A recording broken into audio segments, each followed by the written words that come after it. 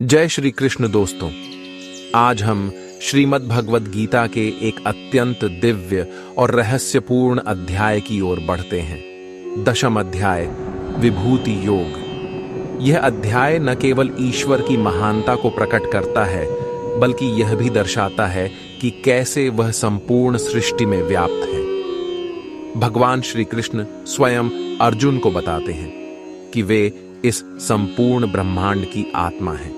पर्वतों में मेरु, नदियों में गंगा, ऋषियों में नारद और ज्ञानियों में स्वयं ज्ञान। इस अध्याय को देखने से पहले मन शांत कीजिए और एकाग्र हो जाइए, क्योंकि आज आपको पता चलेगा ईश्वर के विराट स्वरूप की विभूतियां क्या हैं। इसलिए आपसे अनुरोध है कि यह वीडियो अंत तक जरूर देखें, क्योंकि अंत में हम जानेंगे कैसे यह ज्ञान केवल अर्जुन का नहीं, हम सबका मार्गदर्शन कर सकता है। अध्याय विभूति योग का संक्षिप्त विवरण। दशम अध्याय में श्री कृष्ण अर्जुन को बताते हैं कि ईश्वर की विभूतियां, दिव्य ऐश्वर्य किस किस रूप में सृष्टि में व्याप्त हैं। यह अध्याय हमें सिखाता है कि जो कुछ विशेष, प्रभावशाली, प्रतिभाशाली, तेजस्वी या विलक्षण है, वह ईश्वर की ही झलक है। ईश्वर कहते हैं कि वे ही सभी चीजों का मूल कारण है, और जो भी श्रेष्ठ है वह उन्हीं से उत्पन्न हुआ है। श्री कृष्ण अर्जुन को प्रेरित करते हैं कि अगर वह उनके इन रूपों को समझे तो स्वयं भगवान में अनन्य भक्ति उत्पन्न होगी। अहम सर्वस्य प्रभवो मत्तः सर्वं प्रवर्तते इति मत्वा भजन्ते मां बुद्धा भाव समन्विताः।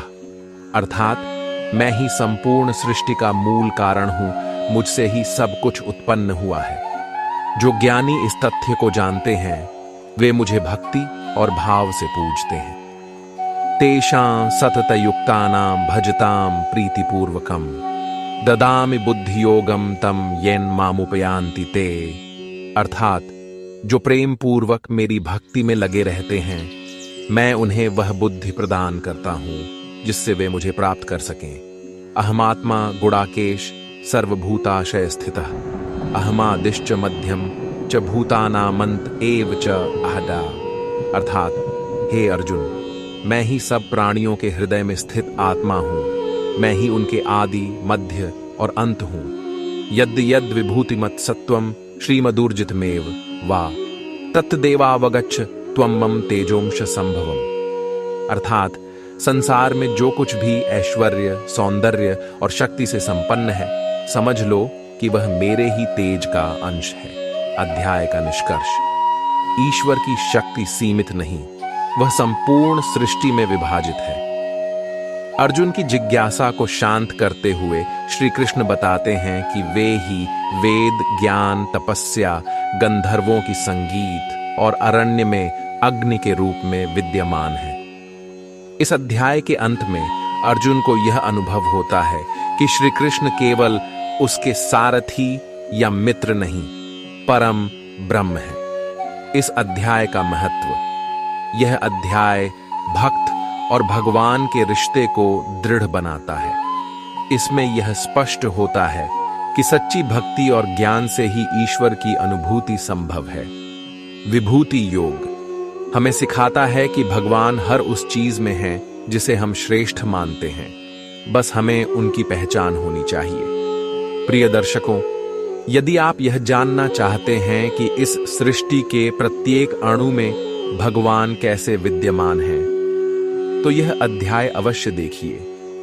आपके जीवन में एक नया दृष्टिकोण जन्म लेगा, जहां हर वस्तु में आपको श्री कृष्ण का दर्शन होगा। कमेंट में हमें जरूर बताइए कि आपको इस अध्याय का कौन सा श्लोक सबसे प्रेरक लगा और आप किस प्रकार अपने जीवन में इसे उतारना चाहेंगे। अगर आपको यह वीडियो ज्ञानवर्धक और प्रेरक लगा हो तो लाइक कीजिए, अपने मित्रों और परिवार के साथ शेयर कीजिए और सब्सक्राइब कीजिए हमारे चैनल भक्ति संदेश को, ताकि अगला अध्याय, एकादश अध्याय विश्वरूप दर्शन योग की झलक आप सबसे पहले पा सकें। जय श्री कृष्ण। राधे राधे।